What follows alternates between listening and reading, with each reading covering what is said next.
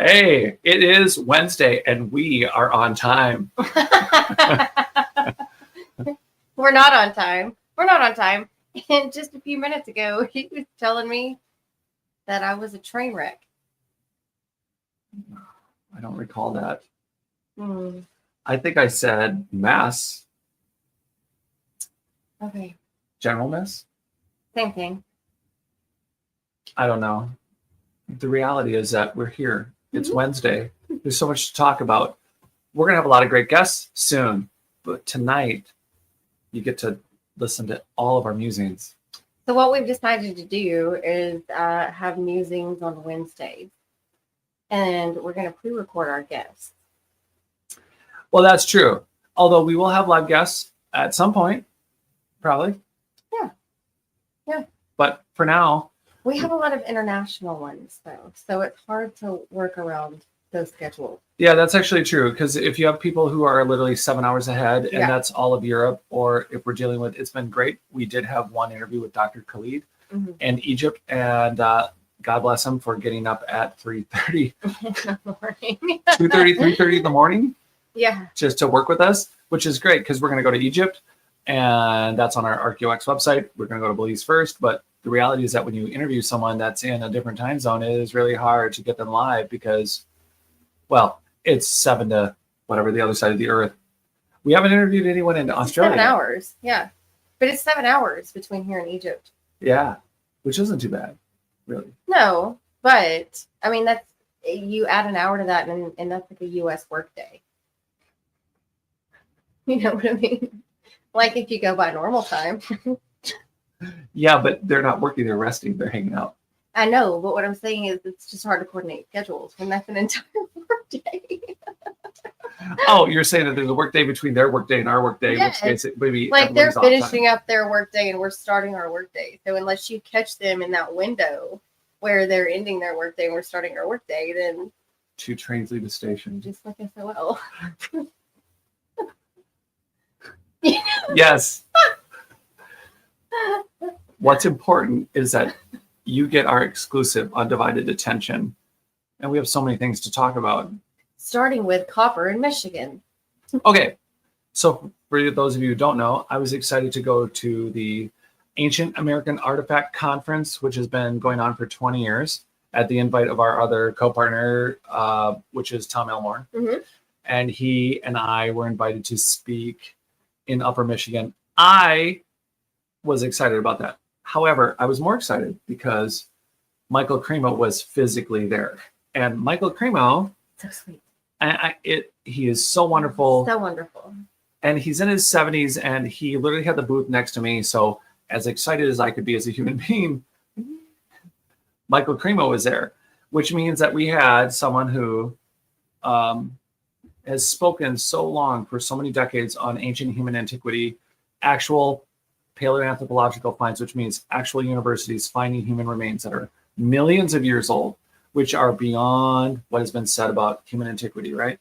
But Michael's at the conference, and it's so exciting. But the conference started to not just talk about human antiquity, but about copper that pretty much fueled the entire Bronze Age. So you have all this copper, which has such a unique signature. It's like a fingerprint, and it's all over Europe, and it's all over the Mediterranean. So you can't deny, even though it's been academically denied for years, that the idea that all this, the copper was so abundant in the northern Great Lakes, it was literally laying on the bedrocks, like on the lake. So there was that much copper. Which, as a side note, which I never talk about, what if ancient advanced humans, as you know, we've interviewed Michael, which those interviews are coming out soon. Mhm. But what if the copper that was melted down on those rocks and those bedrocks, what if that was actually the remains of highly advanced technology and just melted into a pile? Oh, and became copper? Yeah, it was like a copper, like constituted functioning. It was part of a functioning machine. Okay. That machine gets melted by some weapon or something, and all that's left is the copper. And that's how it ended up there? Yeah, just laying on the ground. Yeah. and that it was actually part of something that was already. I mean, how could we say that it didn't happen that way? That's the thing, is that we don't. I mean, like, one would say that, oh, it's been millions of years or hundreds of thousands or millions of years, and it's clear that the copper was just an alloy or a metal, that it was just laying there. But why would there be piles of copper just laying in open fields if it wasn't part of it? Just, okay, yeah. So if you dig into the earth and there's fissures and cracks of gold or different things, and they're saying, okay, well, the geological general explanation, okay, I'm paraphrasing, so I'm sorry if you're a petrologist or actual geologist, but they're saying that in different places around in the earth, it's just a giant baking bowl of mixtures, and at some point, part of this mixture blended together, and it made gold, it made diamonds, it made copper, it made, and just happenstance, right? That's what they're saying. But so those things aren't natural, like, occurring elements on the planet.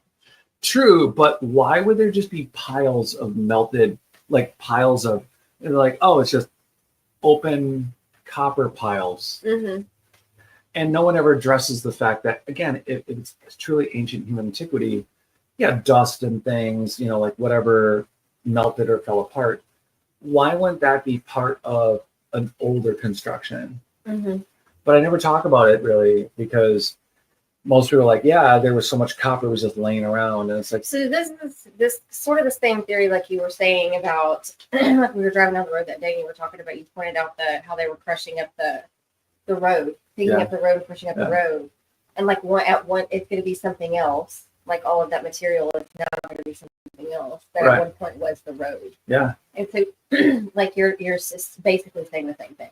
Like at one point, maybe those materials were part of a bigger machine. Yeah, and maybe if you go about, okay, so all indications of polygonal construction, megalithic construction, is that there was some sort of frequency energy technology, which means and they integrated it biologically and everything else, so hence our harmonizations and everything. Everything is brain entrainment. Everything is something related to frequencies and sounds, and so I would think that if they built a construction that could serve them, they would also have some really terrifying weapons technology. We have sound and frequency energy weapons now that are so bad they can literally make people. I go right to like, yeah, it gives them headaches and it could kill their hearing, but really the big thing is that it literally, apparently, it can make you crap yourself. Be like, what? Where is this coming from? Yeah, so is this part of that vaccine that we can't talk about? No, it's not. We're on our own website, so. Okay, fine. We're on other podcast catchers. We're on Pandora now. We're on Spotify. We're on Amazon, iHeart Radio, and well, we're getting to be on all the big podcast catchers now. Apple, also, and Ghana. Hello, Ghana in India. We are in India, and thank you everyone watching in Japan. Hope to see you again. Don't worry, Gato. No. Okay, fine. That's all I got. That just super dated me. Probably not. I just excited that 4 people in Japan have watched our stuff. Anyway, yeah. So if the constructions were to be weaponized, if you had the frequency and energy technology to literally vaporize, you could vaporize human beings, you could vaporize organics, but you could vaporize pretty much any construction. It would be terrifying. You wouldn't need to nuke anything. You could just literally atomize it with frequency. The right frequency could shake anything apart. It'd vaporize. It'd be gone. Right, obliterate it. So now you have a big pile of copper, or you have the remnants of what would be, say, like the bookshelf behind us and our chair, like us, like all of it's in a pile. But if there was enough copper in one spot, the copper could remain, and whatever is like remnant of the vaporization of that weaponization of that. Whatever's been hit. That's what's always scared me about the United States, is that we have tens of millions of years. This fact, for tens of millions of years human history that is unaccounted for. And then we did that Sunken City interview with Paul, right? So yeah, there's a bunch of stuff underwater. So 10 million years, 18,000 years ago, for everyone listening, for 12,000 years ago, from Scotland to France, that was one continent. Doggerland was huge. So the amount of ruins of constructions just in 12 or 18,000 years would be really significant just around Europe, between where Ireland and Scotland is and where France is. It was a much larger continent. Mm-hmm. But if we're talking millions of years, the continental coastlines are not where they are now. So hypothetically, we could say that all the big cities and everything were like maybe the inland continent area was really just natural and fun and a big giant park for everyone who enjoyed sequoias, which ranged from California to Siberia, right? Right. So nobody did anything in here. However, based on the copper that's remaining, and other places, like there's minerals missing from the Grand Canyon. There's a big thing about there's certain metallurgies missing from the Grand Canyon. Everyone's like, "Ew, it's a giant mine." Different time, different conversation, right? But it seems to me that if you have melted piles of copper, there just seems to be no way that America itself is so barren of, we look to Greek and Roman and, fine, let's go backwards so we could. Well, hold on a second. Like, how big are these piles of copper we're talking about? Like on whole, so like there's open in all the Great Lakes, there's open bedrock everywhere, right? There's lots of granite and there's lots of stone. Sure. And literally the copper was on top, just laying there in giant syrupy melted piles. I'm being a little descriptive about it, but yeah, essentially just laying there. They didn't have to go digging through stone or make tunnels. Now, yeah, there are a lot of, so about the copper mining. So what we're getting to, by the way, the big picture is this is a big report that came out that shows Michigan copper in Europe, in England. And there's also people in Turkey that there's one guy at the conference that was brought up, one guy that's studying the metallurgy of the Bronze Age coming from, so we're talking 3,500 to 5,000 years ago, for sure 3,500 plus, copper fueling the Bronze Age technologies coming from the United States. And not just, the Michigan is the heartland of it. There was copper more than just in Michigan, but they actually had mines. And I was going to write about this. It was brought up to me by another archaeologist. They're like, hey, no one's really written on this. Why don't we write on it? Because they did dig. So there's open copper just pretty much laying around, but then they dug too. So they got greedy. They didn't stop because God knows how much copper actually came from that upper area and ended up in the Mediterranean. We're talking like Turkey. We're talking as maybe, and there were trade routes up into Asia. 3,500 years ago, 4,000 years ago, there was a lot of trade around the world. So it is problematic. So there's a lot of problems. One, no one in a standard academia wants to admit the entire ancient American Preservation Society is snubbed by everyone academically because they're a bunch of quacks. So what's interesting is that it's filled with brilliant people that are all getting up there. They're all getting older. And the reality is that they're not, no one's listening to them at all. And so we have this opportunity to, we just got a phone with Jay Wakefield. And this is a gentleman who's very successful personally and otherwise. And he's so invested in the copper mining culture, the beaker culture with a B, and the people that are there that. Well, what exactly is that? Yeah, I'm not even sure, to be honest. So allegedly, so here's what's happening. It's like the Clovis people. Okay, so let me explain this.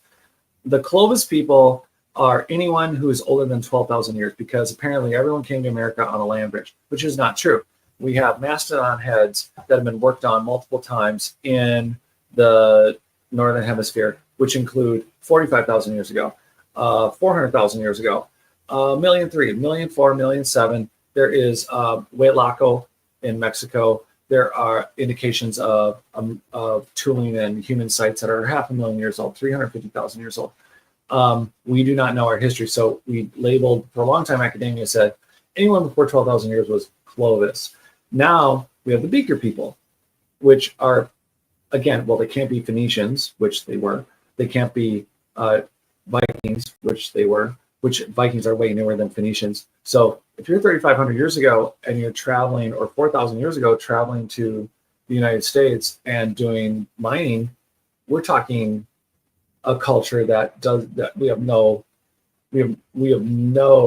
eyes on.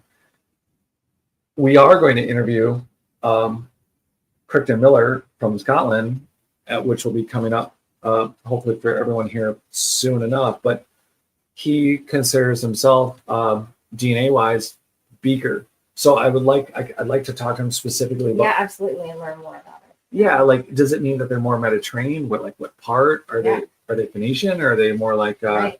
Eastern European? Or are they It's their belief system. right?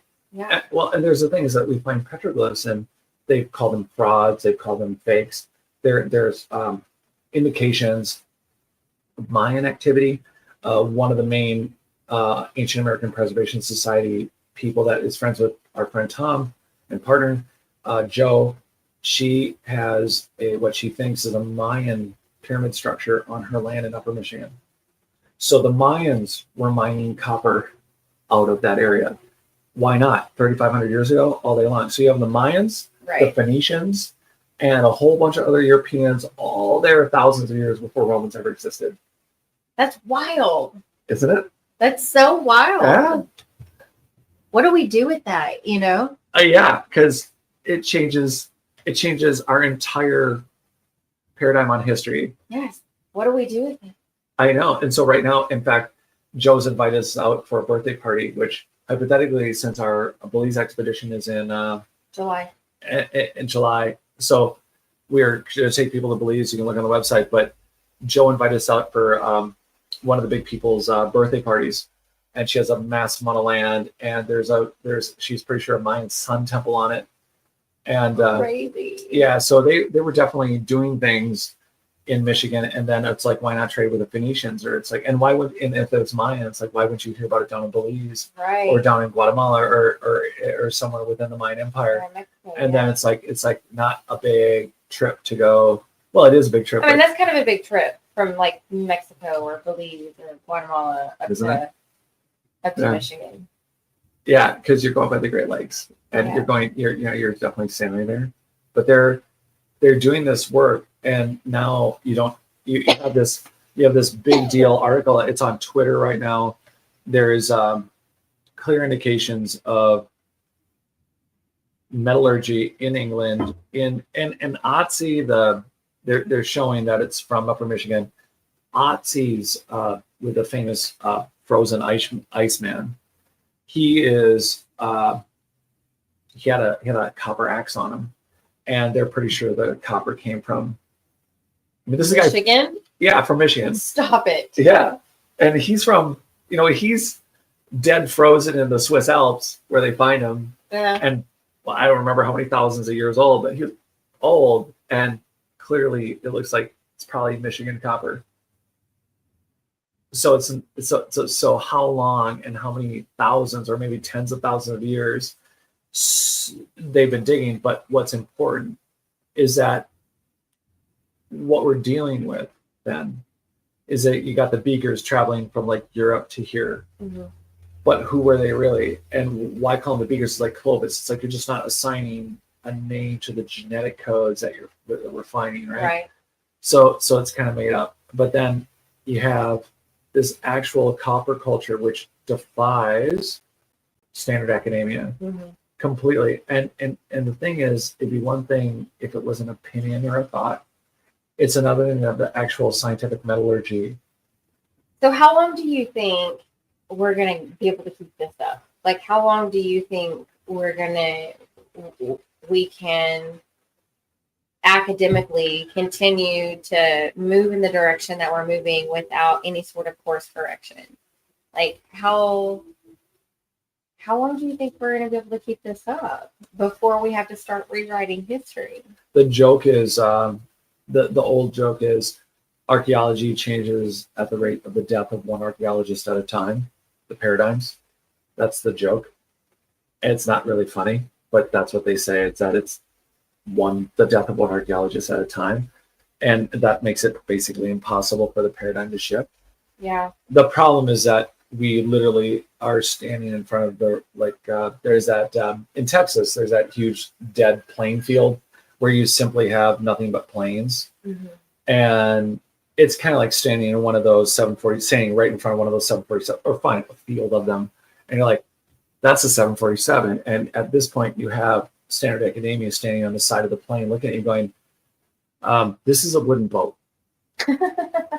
It's pretty much that absurd at this point. Yeah. It's I mean, we can come up with other dumb analogies like a brick pretending to be Mars. Mm-hmm. I mean, that's about it. So now we have, and again, it's like they built a business, and I guess there's the academic hubris. You think there's humility or a way to say, look, hey, we messed up, and God knows nobody's going to say that, but it's like no one's going to say when they've been grading and testing people. So you have the academics within the system itself. Nobody likes to look stupid. People who have degrees. I mean, how many people have met a doctor who says, "Oh, I'm Dr. Miller. I'm Dr. Johnson," or whatever. Guy, girl, it doesn't matter. It's like they get the doctor degree, and some people it just goes to their head. They have to be doctor. Mm-hmm. Which I'm not saying they didn't earn the degree and they shouldn't be Dr. So-and-so, but they can't not refer to it. So if a quarter or a third, or forget it, not amount, even though it's a large amount, a fraction of the degree is based on absolute academic hubris, blindness, stupidity. Like really, truly, when you look at it, if you want to drill into it and stab them, it's not trying to stab them in the gut. It's like you are as blind and stupid about this as someone standing in front of a 747 and not seeing what it is.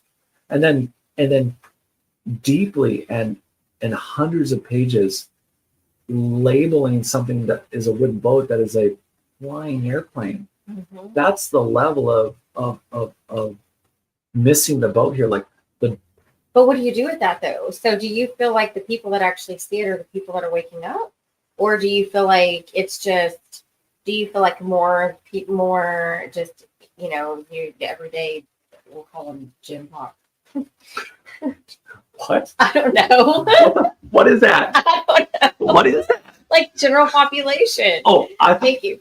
Like the general population. You know what I mean? Like, I don't know. Okay, for you everybody, know what I mean? No, for everybody listening, here's what I thought you meant. Gen Pop. I thought you were making like a trendy statement for generation, like it's a Gen Z or Gen X. No. Gen Pop, like LOL. The general it's the snap. Like the general population. No, I thought you meant like Gen Pop, like LOL. It's the Snapbook chat. No, yeah. God, no. We're all on that, by the way. I've passed. I'm like over the hill. I don't do that. Not according to these filters. You're like 17 3/4. Yeah.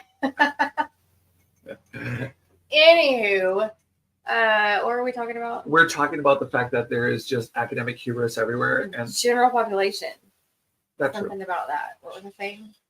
There's so much info now. I think what you're getting to is a couple things to jump ahead. I think part of it's that there's so much on TikTok. There's so much on Instagram now. There's so much on Facebook. There's so much where so many people and so many young people can look at what's like, well, what's crazy? This is what's crazy.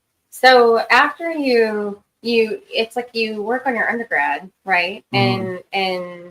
And that seems like the next thing after high school is kind of what it feels like. You do the 4 years or whatever, you get your bachelor's. Yeah. But then when you get into grad school, that's when the real work starts.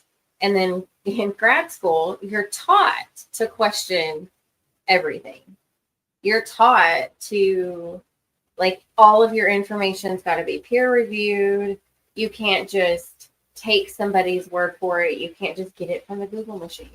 You know what I mean? Or the Wikipedia. Like, you have to, it has to come from, like, scientific databases, peer-reviewed, researched articles. Like, you can't just get random information. And so you're going to school, you're going to these academic institutions, and you start working on these advanced degrees, and they teach you to question everything. Mm. Yeah, but in what subjects? Well, mine was education. So I think that even in science, so I've heard from enough scientists. Again, there's agreements. For instance, here's a great example in science. It should be based on facts, like what you find. Mm. The theory of everything's a particle and everything's a wave. Oh, or both. That's what they're saying. That it's both or either. Like at the same time too. When it's not, I can't see that. It's fine. Everything's fine. I'm sure it's all around you. It is. Okay. She won't attack if I don't make eye contact. Look away. Anything else lying around? Anyways, go ahead. So yeah, the idea that you stay within these, the idea of speeds of light, sound, quantum mechanics was not accepted. Period. There was literally, you have Schrodinger. On one hand, it's like Schrodinger has his flaws, but yet on the other hand, you have a number of physicists that don't even want to accept. Well, for a long time, chemistry was it, right? Right. So there's nothing more important than chemistry. Then physics comes along and it's like, well, no, actually everything's physics. And then there's chemistry. But then when quantum mechanics comes along, it's the same thing. You have this like disagreement between those Einstein, Schrodinger, Bohr, everybody. They're just this, like, this is just not, they don't like it. And then you have Schrodinger's cat and everything else. And it's like, also, it's like, they don't like it. But the reality is everything is it. Then there's the idea of the ether, which was something that Tesla talked about. And everybody talked about the ether. Yeah. Now the ether is not something talked about because it's not. I know, but that's the crazy thing though, right? Yeah. That's so crazy. Yeah. Why isn't ether talked about? Do you think it's because they want to keep us like dumb? I don't even know who they is, but they want to keep us, separate. They want to keep, I don't know. They just want to hide the actual information. It's like the Bible, the books in the Bible that are missing. We don't really have to go there and we won't. We're not talking about the Gnostic texts. No, we're not going to do that. Yeah, well, okay. So maybe a little. So you've got, Enoch and Thomas, and there's these books that should be in the Bible that actually point to the way. And, they're not included. Why? Why aren't they included? And why isn't it something that we talk about? And why isn't it something that's commonly known? It's like what you said earlier. You said something about something being commonly known. What was it? And I was like, that's not commonly known. I didn't know that. What did you say earlier? Well, I think it has something to do with the copper. Well, about the fact that it's known that there's like a researcher in Turkey working on the metallurgy being from Michigan. Yeah, that's not common information. Oh, or like the Vikings, like I grew up in Minnesota. Anyone who's from Minnesota knows you can go to Alexandria and go to the Viking Museum. Yeah. And then there's the rune stone that there's a straight up carved Viking stone. And Scott Walter from America Unearthed, he did the actual forensic analysis on the actual stone. A lot of people looked at it, went, yeah, it's real. And they were experts and they were people who had seen that kind of work and said, yeah, that's definitely Viking. And a lot of people went with that. But then finally, Scott Walter, in the last decade, actually analyzed it and put it under the microscope. And it's like, yeah, this is validated. This is real. I mean, as a forensic geologist for American Civil Engineering, this is like serious work. You know what's so crazy to me is this. This is what's so crazy. It's so crazy to think that, we grew up learning a certain history, right? Learning a certain reality and a certain history. And then we take that as like fact. And that's what we believe to be true. And then now we're these adults. Doesn't matter how old of an adult we are. But 17 at least. Yeah, I'm at least 17. So super wide. But now it's like I'm having to relearn everything. It's like, oh my God. All of the history, all of the things, like everything that, because all of the stories in the history books, even, all of the stories are written by the victors. They're not written by the people who lost. The people who lost the war had their villages and their communities and their towns burned down, their libraries burned down, their history gone. And so everything was rewritten by the victors. So if you think that like after every war, 50% of the knowledge is lost, who mentioned that? I read that in a book. I can't remember whose book that was. But if 50% of the knowledge after, every war is lost, then it's rewritten by the victors and it's skewed. You know, Always. it's always skewed. It's like the Roman Catholic Church, we don't have to go there, but the Bible, it's a slightly skewed. It's a little skewed because it's put together in a format to control and separate and divide, because that's the way you control is through division, separation. Yeah, well, there's something a little more insidious with it. Also, it's written by the victors. This goes even beyond that because there's a baseline for the existence of history of a story, which is you do have the church, the established Christian Catholic Church, saying this is the story. There was Adam and Eve, and we know no matter where you are in the country, there's just a group that will say, hey, this is 10,000 years old. I'm trying to say it with a straight face. This is 10,000 years old.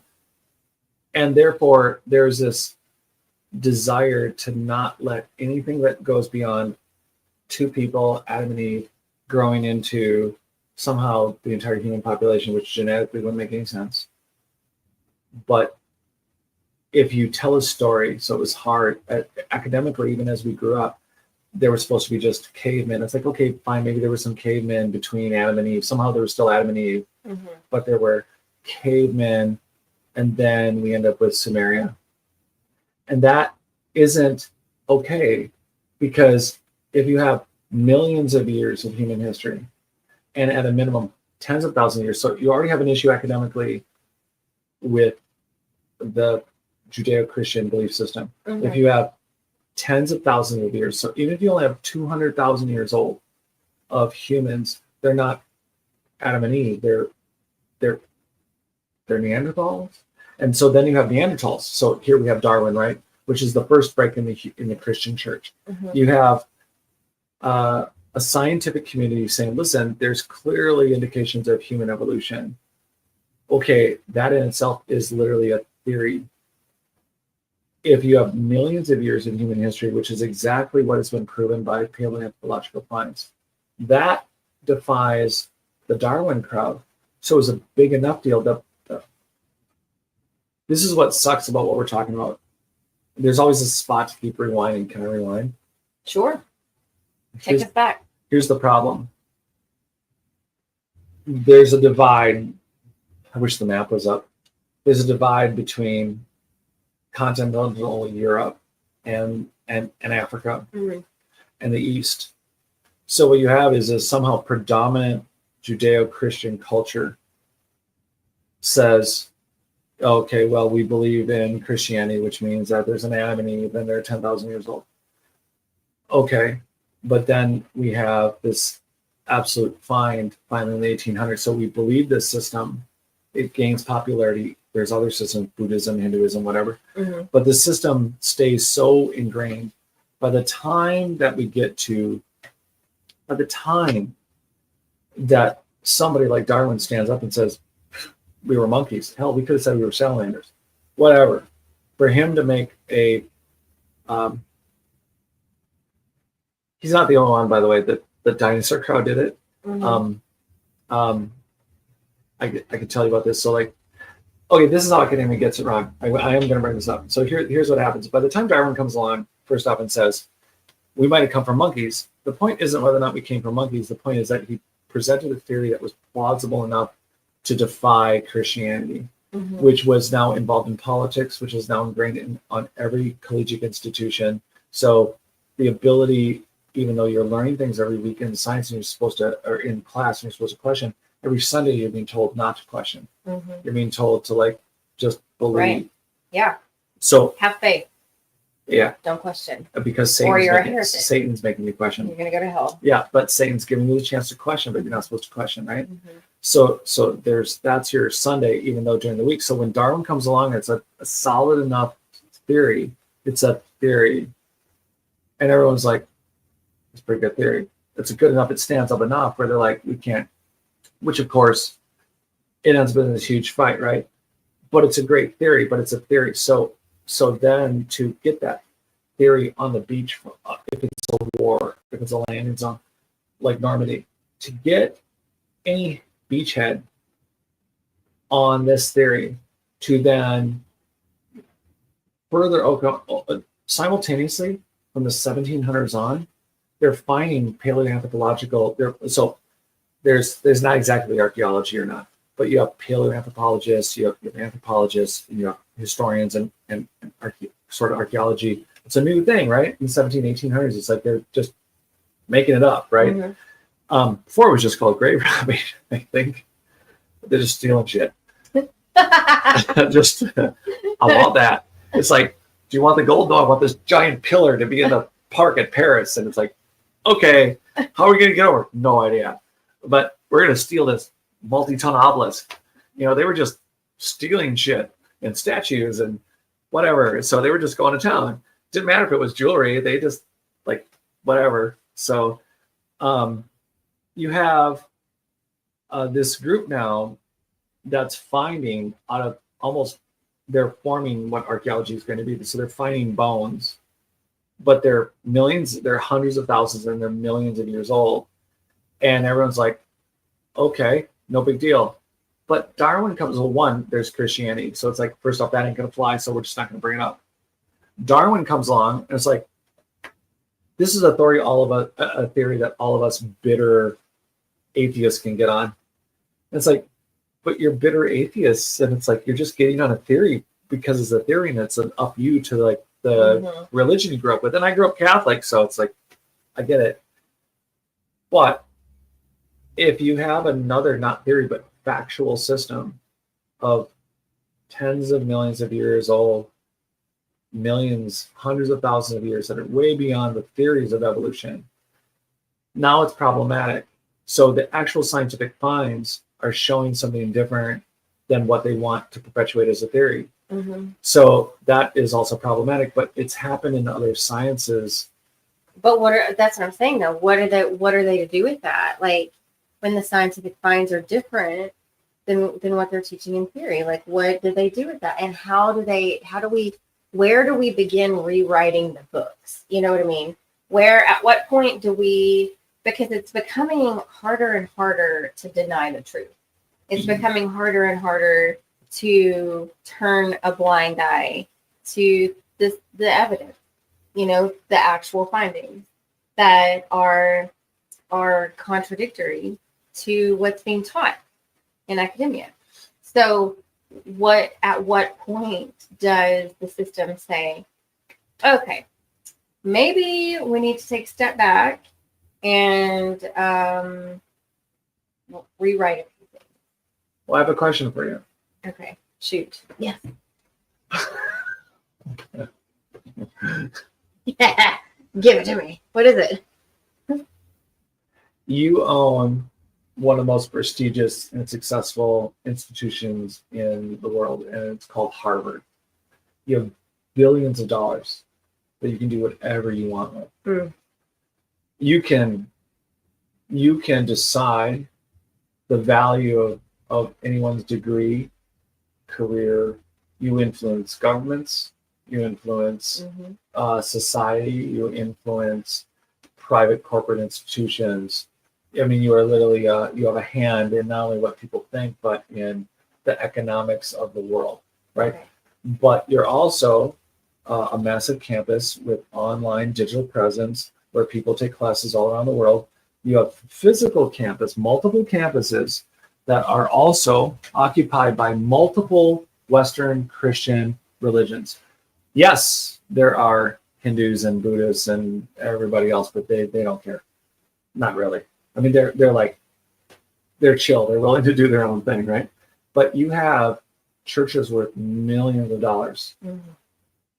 Okay. So every evidence that just keeps showing up says you're wrong about human history. You're wrong then about when Adam and Eve happened. So there's the physical evidence of the science, but then there's the social evidence, social needs and wants for a religious system, which is based entirely at this point on a fiction of timeline. A fiction of timeline, not a fiction of your God or your religious figures, but a fiction of time. So you, as the institution, can acknowledge the physical evidence of copper in England, ignoring the millions of years of actual finds that you at Harvard have actually found and are responsible for, including Table Mountain, of 60 million year old human artifacts, which were found by a Harvard graduated geologist running Harvard, as Primo discussed with us in our interview, which will still be worth watching, so don't skip it. But you own Harvard with all of these social responsibilities that are worth trillions of dollars, not billions. What do you do? That's tough. What would you do tomorrow? Okay, so that's a huge responsibility, and I understand the weight now that you have laid it out there in that way. I don't want to load that. But I also think that there's gonna come a time that it's going to be too hard to ignore. There's going to come a time when the evidence and the things that we're finding now are so contradictory and so in our face that it's just going to be too hard to ignore. So at some point, some university, some institution, somebody is going to have to be the first one to stand up and say, okay, so this is what we're going to do. And this is how we're going to do it. And I don't know what that looks like.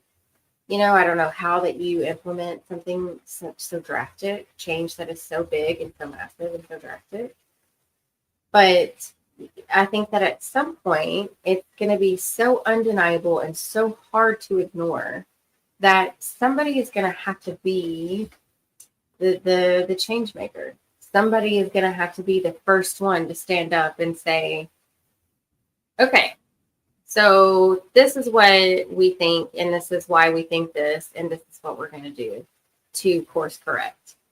And so I think that whoever is that change maker, whoever is, the brave institution to make the change, I think I think we'll see other institutions follow suit. I think it'll be a fight in the beginning, but I think it's going to take somebody with, you asked me if I were the owner of it. I think it's going to take somebody with that has an owner with a vision that is broader than themselves, that understands that what we're doing here on this planet and our connection to the planet and to one another and to the human race as a whole is so much bigger than we are. And so it doesn't matter what you own or who you are, or if you're, Katy Perry in a space capsule, whatever, or Jeff Bezos tripping over himself while he's running around it like a crazy person. Anywho, like these people out there that have like this abundance of money, and they're so misguided and out of touch with reality. You know what I mean? And so I think that at some point, somebody, some institution, some foundation, some, academic, whatever institution is going to come forward and say, okay, this is where we're at. Like, we can't deny the facts anymore. They're going to have to implement change. What do you think? Okay, but here's my question to you, and I think this is what everyone wants to talk about or they think about, but what would be the tipping point for you? Like, what would be so you own the institution, what do you think that looks like? Is it a piece of physical evidence? I don't know. I think it's like an individual perception. Everybody's individual perception. It's like if you are really into politics, if you're really into politics, then you're looking at the world like it's all going shit, but it's like if you're really into spirituality, or you're really into Christianity, or you're really into, NASCAR, I don't know, like whatever you're really into, you know what I mean? Like,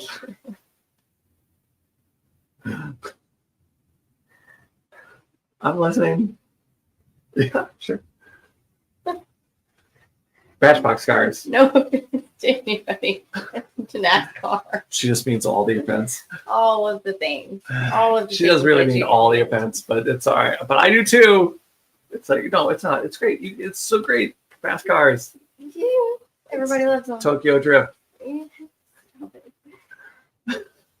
Yeah, but I think that, you know, it's going to take somebody that understands that there's more than, you know, like, for example, and I hate to call anybody out, but I'm going to do it. Yeah, okay. Okay.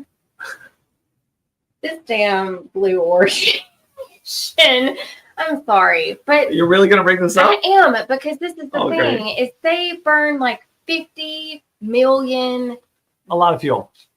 Yeah. A lot of carbon. Like so much carbon. So much carbon. And it's like, for what? The feminist movement? Oh, come on. You know what I mean? It's like you've Did got... anyone actually say that? How? Yes. They did? Yes, they did. I kind of ignored it. Oh my God, I can't with it. Can't. Anyways, you know, it's like this isn't... You got people like this, okay? You've got people like Jeff Bezos out there with all these bukus of money, so much that we could just burn all of this. For 12 minutes? Yes, for a just publicity stunt. Take that money that you just spent on that, sir, and invest it into economies that need help.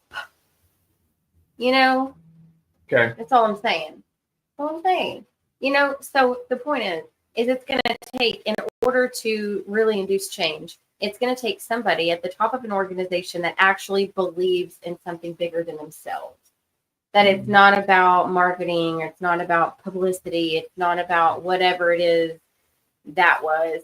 But, you know, it's about real change. It's about not just, and it's not about just this border.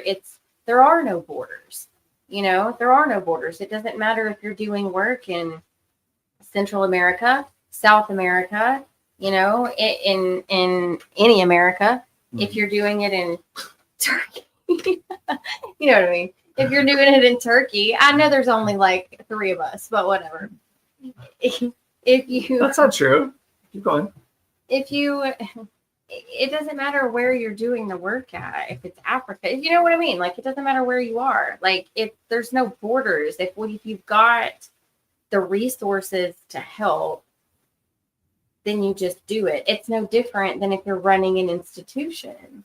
You know, if you're running an institution, you have the power to make the change, and you feel a responsibility to humanity that's greater than yourself, then you just make the change. You're brave. You have the courage, and you just stand up and you do it. You make the change. You just do it. Because you understand, because you're awake and you understand that it's bigger than just you. Yeah, okay, so let me push back on the whole, like, so you're running this institution. Okay. What are the things... devil's advocate thing we have going on here. It's not even devil's advocate. It's just you like, you're in charge of, like, you own like $1 trillion institution. God knows how much money they have. But you have this opportunity to change general paradigms. What is the tipping point? How many fines? When would you feel safe saying, hey, look, guys, we're cutting out this, modern humans are 250,000, 300,000 years old. It turns out we have millions of years in human history. Like, what would be not the one, what are the... I'm not saying it has to be one fine. I'm saying, how many fines of what would you be able to, would make you comfortable changing the entire your entire academic system? Like, what's that? That's a really good question. I don't know, because, initially I want to say 1. We've done that. Initially, I want to say 1. It would take 1 solid fine to make me question everything. Which Michael Cremo in Forbidden Archaeology acknowledged, like 700 fines. So it's at what point do you? It's what I'm saying. Like, at what point do you start making a change? You know, like Right. when That's do you what I'm when do asking do you. that? That's what I'm asking you is like, so you run the institution. Mm-hmm. There's already been hundreds of fines. Mm-hmm. What moving forward now, today? Yeah. There's copper in Michigan that's in Europe. Mm-hmm. Okay, that's one thing. What else do you need to know?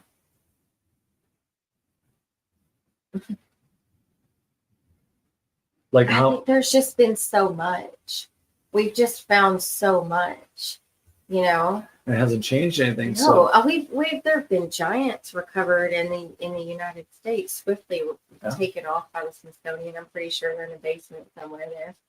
yeah. But you know, like there's just all of these finds just right here in our own backyard. So I the answer to me is simple. The answer to me is when you're a scientist and what you base your life and career and belief system on are facts and evidence and what you can prove, right? Mhm. And you have all of these things in front of you that you can prove. All of these facts, all of the science, all of this evidence in front of you, you can prove it's undeniable. Then why are we denying it? As scientists, we have an ethical responsibility to the community to report the facts. And if the facts are incongruent with what we're teaching in the systems, then we need to change what we're teaching in the systems, because now we are uncovering new evidence, which is not uncommon in the scientific community. We're all the time making new discoveries that we didn't know of before, and we're doing new things that we couldn't do before. We're cloning with the wolf. Yeah, the dire wolf. Yeah, so we're cloning. We're talking about cloning the mammoth, the woolly mammoth. So like, you know, we're doing all of these things now that we couldn't do before. So it's like we can accept that, you know, we can accept that we can do things now that we couldn't do before, but we can't accept that we've taught things before that aren't true now. You know, that as we've evolved as a society and dug in the earth and made new discoveries and new connections across the planet, like we can't change our minds. Like, are we just rolled by ego? You know, we can't just pull ourselves back and say, okay, we're scientists, and according to science, this is the evidence, this is what it shows. So we have an ethical responsibility to the community to say, well, now, although that this is what we've always known, now we have new technology and we understand it in new ways. Mm-hmm. So now we change our mind. It doesn't have anything to do with ego. It's about the evidence. Okay. I hate that I don't remember this gentleman's name, but I'm going to tell you what happened to him. There was a doctor. He got murdered. Worse. There's a doctor. It's a crazy idea. And we're talking barely 100 years ago. Mm-hmm. I think it was within the 1900s. Mm-hmm. He said, had a crazy idea. You should, as a doctor, wash your hands before you deliver babies.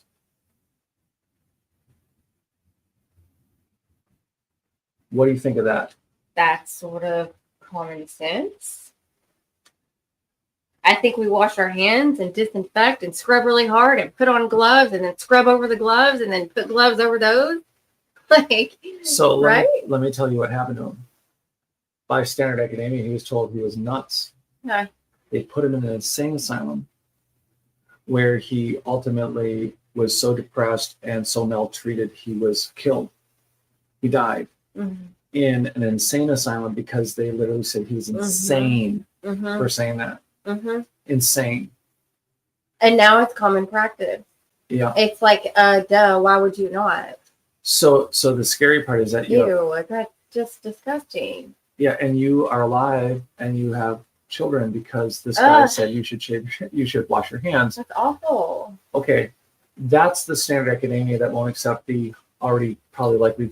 First off, yeah. Cremo writes on 700 fines. There's probably thousands of fines that show the story of humanity not being what it is. So it's well known and documented. However, now you have two problems. Now, there's many problems, but here's one. You have the people who take tests well, who, like, I got an A. Like, they got an A. They just know they got an A. It's like, what'd you learn? I got an A. So they're just obedient and they follow the rules and they don't ask questions, but they can do the work and they have the degree and everything else. And but they don't question. Because they're good at checking all the boxes. They're good at checking boxes. And I have a bad feeling that if we were to start like saying, hey, what's a battlefield reason for or decision? What are we observing? What are we discerning? It seems to me that the people who are remaining within the decision-making realms and they're hiring like. So they're in they're in an agreement group that includes like-minded or mentally functioning people that are not at all ever going to disagree with the system. It's like, well, I got an A doing this. I'm not going to say A to that because I already got an A doing this, and this is the opposite of that. I think it's that insidious. Well, that's just it's part of programming.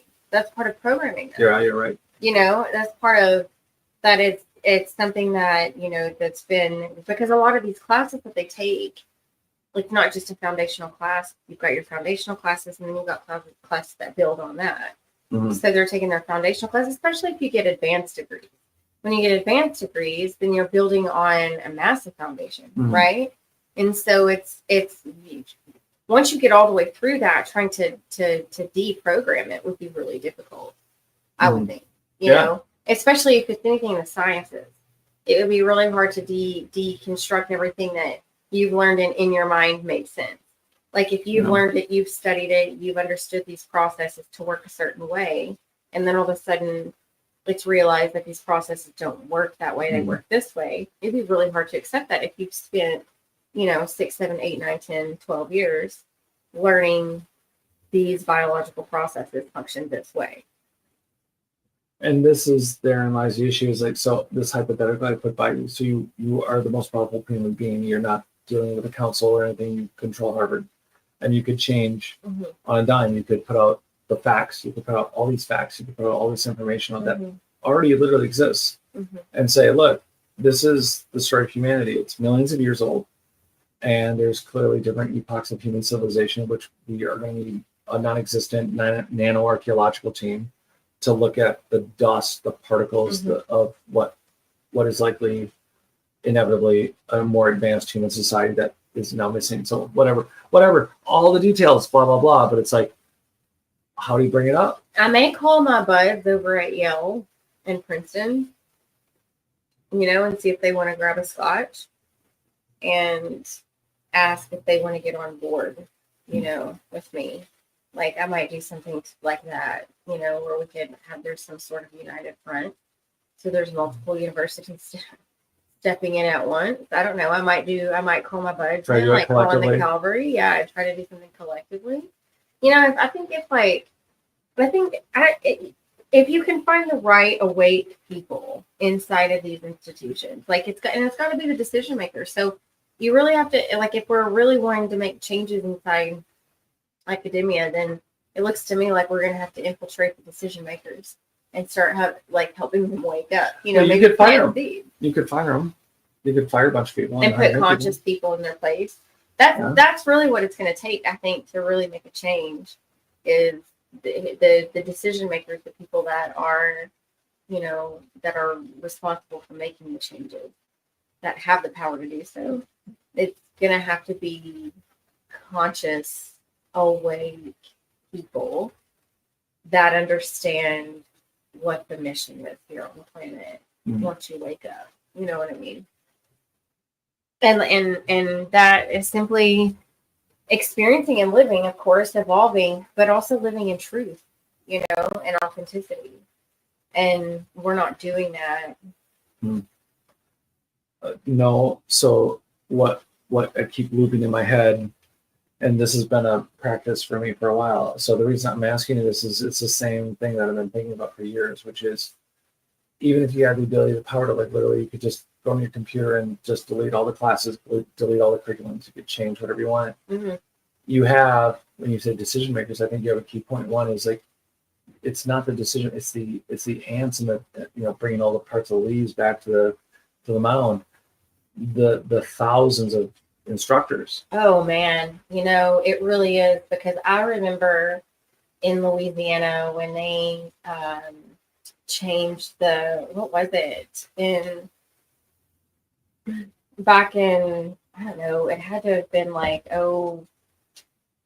2009, 2010, 12, 11, maybe even 12. I don't know. So they changed all the laws and I can't remember how it affected teachers, but it was not good. It had an adverse effect for teachers. It was before I was in education. And but they instituted this new way of teaching. What was it called? I wish I could remember. It was a nationwide thing. I think it was nationwide. But anyway, they implemented this new curriculum and the teachers did not like it. Really? It was a way of teaching that was completely different. Are you talking about math when they changed the math system? Yeah. Yeah, that was what weird. Was that called? I don't remember. It's the dumbest thing I've ever seen. When was that? My daughter was. So did that? I would say. Or before? Wait, no, it was 13 years ago, I think. Okay. At least was it called? I don't remember, but it was the dumbest thing I've ever seen. It was so bad. It was so awful. Bad. But regardless, so I eventually caught on to the math. Like I eventually caught on to it and understood it was actually in some ways it was easier to learn that way. But I think that's probably the way they learn in China. Who knows? But go figure. Yeah. But anyways, teachers were super resistant. I mean, it was just like a no, we're not teaching it this way. It was just they were really resistant. So I could understand how if you take an entire body of science and change it, and then you get these teachers who have been teaching for 40 years, and you tell them, no, this is what we're teaching now. It's like if you would have to, because then that's a whole new problem. You're right. That's a whole new problem because then you're having to, it's like, even though the university might come out and say, or the school, whatever, whoever's running the program might come out and say, this is how we're going to do this moving forward because we've uncovered this and learned this and this and this and this. I think the teachers in the classroom are the biggest hurdles because you've got to, if they're the ones doing the teaching, right? So, and they're the ones programmed up here. So if they don't believe the new evidence, if they don't believe the new ways, you think it would be impossible? I don't know. I mean, to implement that amount of change, to disseminate that amount of information, and to convince, oh my God, think about that in schools all across not the world. We already know this, like just in America, we know this because ArchaeoX, we want to do education programs. Right. We're talking about 70 million students. Yeah. So hundreds of thousands of teachers. I know, but if you can implement the change, think about that. Like if you can, even if it's just little seeds at a time. Okay. Like if it's little seeds at a time, maybe you don't come in guns blazing, right? Maybe you don't come in and we're like, hey, all of history is false. We're going to relearn it all right now, but maybe we just change a little, we implement a little bit, it's like when you're changing anything in education, a lot of times it's not just a massive change, like it was when they did the whole math thing. It's not such a massive change. It's usually implemented slowly and in phases. So what if it were implemented in phases? Well, what if?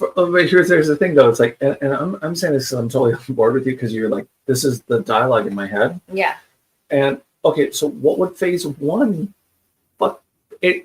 Darn, any phase. What would any phase look like? Pick a phase. What would that one phase look like? Exactly. It's like, well, let's see. Everything is wrong. Where do you start? Yeah. What is the one little thing? Because it starts with there's snowballs after that. There's millions of years of human artifacts and remains that show human evolution did not exist the way that it was perpetuated by Darwin. You can't. All the systems fell.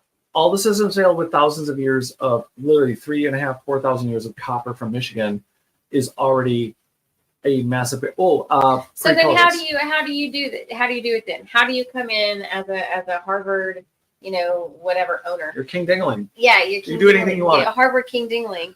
How do you come in as Harvard King Dingling and implement this massive wave of change? How do you do that?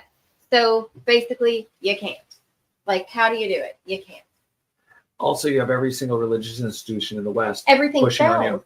Everything fails. Everything fails. The churches, religion, all the social constructs that we've built for ourselves. That's going to be the problem. Okay, wait. Why can't you do a shift? So like the other Pope just died. What? Just a shout out. The other Pope just died. Wait, hold on. What about the prophecy of the popes? Okay, wait. Can we? We can come back to it. It's my fault. I threw it out there. Why'd you do that? Because you wanted to talk about You know I was antsy about that. it. I know, which is why I brought it up. Prophecy of the popes. Okay, Have you heard of it? Yeah, but wait. Yes, I want you to speak on it. I want you to speak on it. Okay.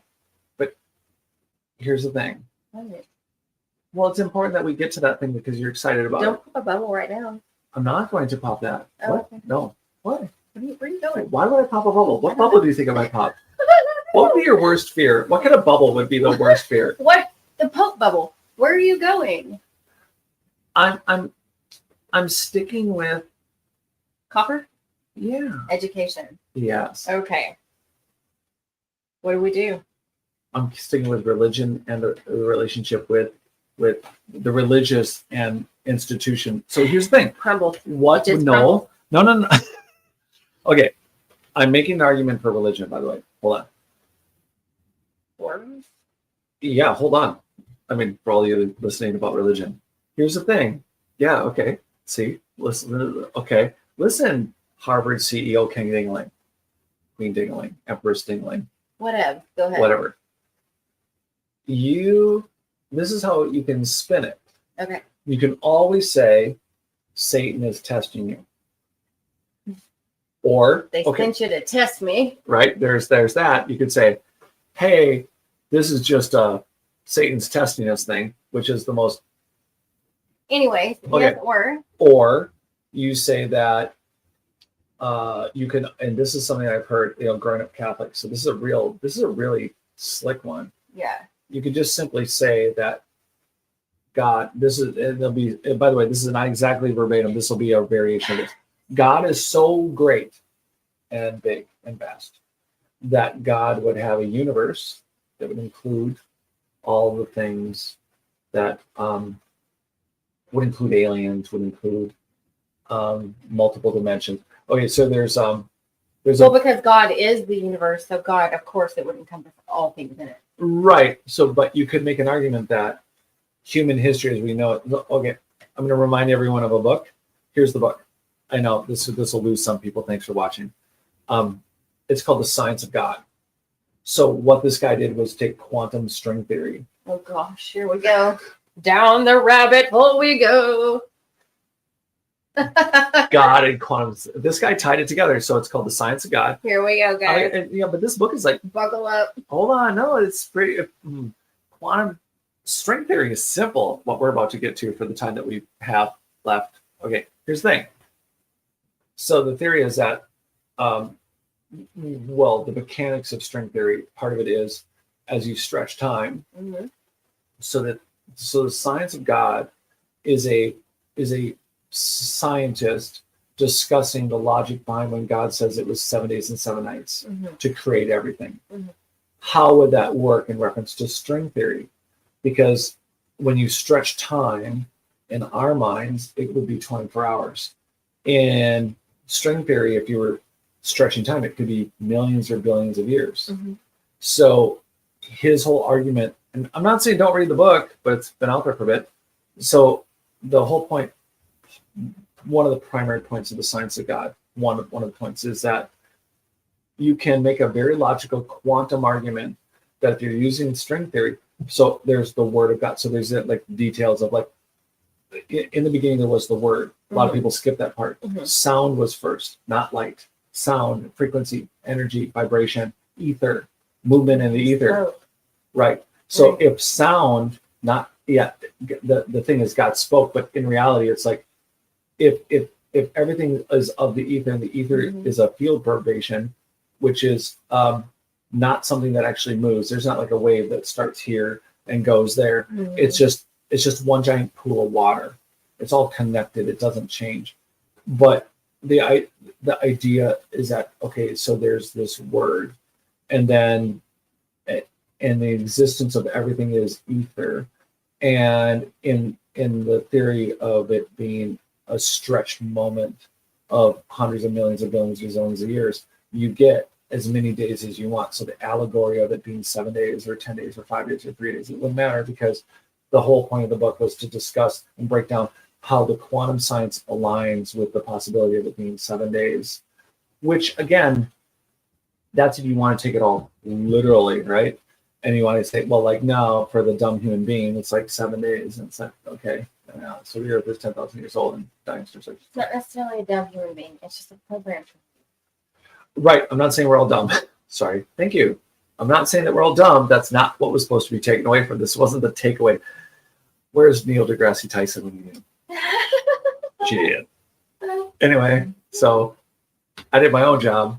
At the end of the day, though, it's like if you take that kind of mentality of twisting. Okay, I said twisting.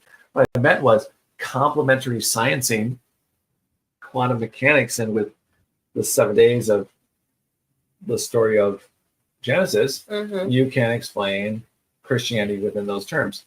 All I'm saying then, if you wanted to be the Harvard CEO and or owner, and exclusively say, listen, the way we're going to spin this for all of your billions of dollars of institutions of Western religion, if you would like, and the Buddhists are fine, the Hindus are fine, they got millions of years of gods, hundreds of millions of years, so they're well, at least the Hindus do, Buddha's Buddha, but it doesn't care, or Confucianism, or Taoism, or whatever. But anyway, you got this opportunity. Tell you what, guys, listen, all the books are going to change.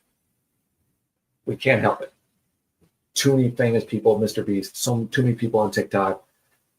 It's all out there now. So then the answer to the problem is nothing. That's the answer. In what way? We just don't do anything. We do Really? nothing. I mean, basically, like, what's the alternative? Like, we have to change everything. We have to change all of the books, all of the texts, ancient texts. Like, these findings are contradictory to the Bible itself. In every way. In every way. So if you've got all of this evidence that is contradictory to the Bible, and you've got all of these hardcore Christians who, it doesn't matter what you put in front of them, they are not going to change their mind. It is just this way. And at the end of the day, it doesn't matter what you put in front of them, what kind of evidence you present, it is not going to change that belief system. And so it's like, if that's what you're up against and that's what you're facing, then it's, what do you do with that? Like, how do you say, like, this is what we have in front of us? It's like looking up at the sky and seeing that the sky is blue, right? And you're like, hey, the sky's blue. And then you've got this group of people over here looking up going, no, it's not. And you're like, what? But it is. It's like, it doesn't matter if their eyes are on it or not. I mean, how do you? So presenting this kind of information would just rock somebody's world to the core, And I don't even know if some people have the bandwidth to, like, even comprehend it. What I'm finding is having awake conversations with people who are not awake. They're hard. They don't. Not only is it hard, but it's like they don't pick up on what a big deal certain things are. Yeah. It's like you can talk about skewed history or how these ruins were discovered here, or these petroglyphs were discovered here and shouldn't be here, or you know what I mean? Like, we can do this all day long, but if you're not talking to another person who's awake, then it's sort of like they don't. It's almost like the Truman Show or the Stepford Wives or something like that. You know what I mean? This just happened to me just the other day at a school function for one of my children. I was having a conversation. I mentioned something in this group, and the response was just like, There was nothing there. And it was the most bizarre thing ever. And I was like, this is strange. This is weird. It was literally like I was in the Truman Show, and I was like, or like The Giver, The Giver, where he starts seeing the movie The Giver. You guys know the movie The Giver, when he wakes up and he starts seeing in color when everybody else is seeing in black and white. And he's been told like not to do these certain things, because when you do these certain things, it creates feelings. And when you start having feelings, you start perceiving in different ways, right? And so he starts perceiving and seeing in color. And that's like a forbidden thing. But in The Giver, it's like it's no different. You know what I mean? It's no different. It's all the same thing. I haven't seen it. Oh, well, it's really good. Well, it sounds like it. But this in lies, I think, that what's been the fundamental problem is that you have a marriage between religion and school and academia, and you have too many people on both sides unwilling to tip the other side, because it just would rock the boat. So what do you do when you know it's going to break down all of our systems, political systems, religious systems, like academic systems, like anything that has anything to do with education, just completely needs to be reconstructed. So what do you do? Because this isn't just, you're like shaking the foundation of people's reality. Yeah. This right. is people's entire reality, belief systems that are to their cores, and so when you start thinking about deconstructing somebody's reality, how do you do that? And is it even like the right thing to do? You know what I mean? And also, is it a fruitless effort? Because I don't know, like I said, this interaction at the school the other day, it's like I don't know that all of the people on the planet are meant to wake up. Like they're meant to comprehend, they're meant to understand, or they're meant to see. You know what I mean? Like I just don't know. I don't know that, like when we're having these conversations and it just falls. You know what I mean? It's just like it hits the wall and you can just see your words like hit the ground in front of you, basically. You're just like, oh, well, there went all my words. Like none of them went in here. Yeah. That person didn't take in any of it. And so when you know that that's happening, it's kind of like maybe, some people get offended, but I don't think this person has the capacity. Like, I think maybe that's what it is. Like, I think they don't have the capacity. Like, maybe they're not meant to wake up in this lifetime. I've thought about whether or not it's a predestiny thing or they're not meant to wake up. And you and I have talked about universal, like the universe having a question. Yeah. And then maybe everyone's a manifestation and vice versa, that maybe they're a dead end. Like maybe the universe has a question. It's like, I'll let this question play out. And this question is in the form of a human being or some sort of biological thing. And we'll just see where it goes. Yeah. And then the question and the answers to the question, whether they were still a question or not, the universe is still expanding and everly becoming more knowledgeable and infinite at the same time. So it's like, maybe, okay, fine, this person is. Well, hold on, let's back up and like explain that to anyone that's listening. And really? I mean, just like because we can do it quickly. I can do it quickly. Well, I want to hear this. Okay, so basically what we were talking about was that we are, it's like we all have ideas that run around our heads all day long, each of us. So we are all ideas of the universe, basically. Like just projections of the universe. The universe is like, I want to have this experience. And bam, here we are. Right? Yeah. That's it. That's that easy. Well, I think that's one side of it. It's that if the universe is like, hey, we're having thoughts and processes, and quantumly we know that there's duality particles. So if the universe is an ever expansive existence of a physical manifestation of what we're conceiving, but at the same time the universe is then well, you're talking about the infancy of the universe. Like, maybe the universe is more infantile than we actually think it is. Maybe the reason why we continue to have these experiences and why we are, whether it's multiple lifetimes and multiple dimensions, whatever it is, multiverse, whatever. like we have these multiple experiences as a soul, right? Is because the universe is constantly, it's like a feedback loop, and it's learning about itself. And so here we are, we're having these experiences. And so as we learn and expand and evolve here on the planet, as does the universe.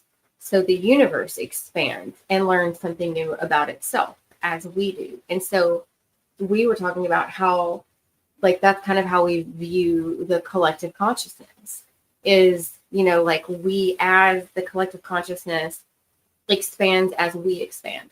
So as we expand through our experience here on the planet, as we expand our consciousness, as we evolve and grow and learn and love and forgive and do all of these things as humans on the planet and expand our consciousness in all of these different ways, then the universe is simultaneously expanding with us.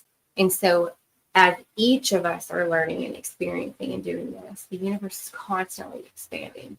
And so maybe, maybe how, the scientists can say, like, the universe is expanding, right? Like that's a theory, but a pretty solid one, we think, so far, that the universe is expanding into what? I don't know. But the universe is expanding. Maybe we are what's causing the expansion. Which also, the idea that the base theory is that, we started as a Big Bang, but that's looking less and less likely. But if we are consciously expanding the universe, then, and with the duality of particles, if a quantum particle can be, if a particle is a thing and not just the ether.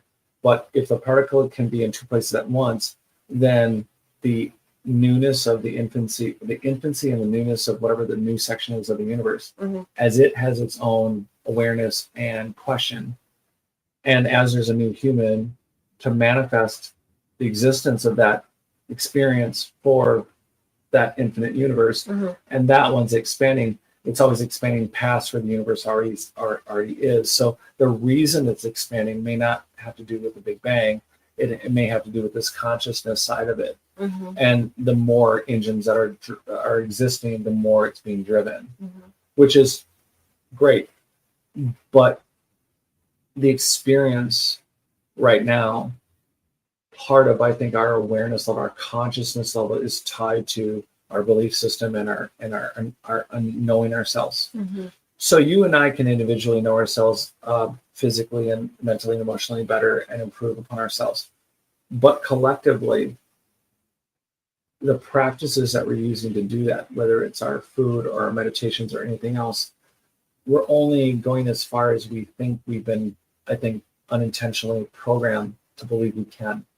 There are people who are miracles and they push past it in different ways, or they defy odds. Like no one could run a 4-minute mile, right? Like, or a 5-minute mile. For a while it was 5-minute mile, then it was 4-minute mile, and it's like, who can break that? Right. And so it's the same thing, I think, with existence and the sciences, but the awareness of what we are currently, I think, in a safe mode. So our consciousness is tied specifically to biotechnologies that we have now mystified, that were part of what was probably a more advanced human situation. So it means now that when we practice our breath work and our yoga and we try to get fit and we try to stay younger, the reality is that maybe there's something to do with Sumerian kings list and the kings that lived 30,000 years. Maybe that, or Jared lived 997 years. Methuselah lived 1,000, but Jared lived 997. So it's not the point that they lived 1,000 years or 990 years, 97 years. Maybe the point is that no one ever did die, because the frequency energy systems, the way the planet was maintained, and they were in like perfect alignment with all their biological systems and their experience on the planet and probably the cosmos. And bad cells were being filtered out. Anything from the cosmos that was bad was being tuned by the biology of the plants and the systems that we put in place to filter that. And then you were always maintaining your highest and best gene expression. And then collectively, you're connected to everyone. And as a practice, you're actually able to consciously, not subconsciously, but consciously connect to the collective and improve it. Whether it's not just be bliss, maybe in our simplex terms, blissfully happy, or like just everything's great, or we're not depressed. Not that simple. More like there's the weight of the supernova that I am consciously and emotionally aware of that just annihilated the existence of a solar system and another galaxy. And like, what if we actually connected that far? What if we connected that well? Do you think we did at one point? Yeah. Do you think we did? Really? Yeah, because we have. Wow, that's super interesting. We're on a planet spinning. Yeah. On a solar system, in a galaxy, and that galaxy is moving with all these other galaxies. And so we're constantly moving through the ether with an actual, on a quantum level, able to like snap anywhere in any dimension through quantum mechanics. So if the ether is one, what if there's not multi dimensions of the ether? What if the ether is all dimensions? Well, I feel like it would have to be all dimensions in order for us to cross dimensions, in order for us to reach the ether. It would have to be in all dimensions. So the ether is like basically, no matter what, it's like we're all in one ocean. Yeah. I'm really we're just like multiple streams that flow into the same ocean. So it's not different ethers, it's one ether, but multiple oceans. Yeah.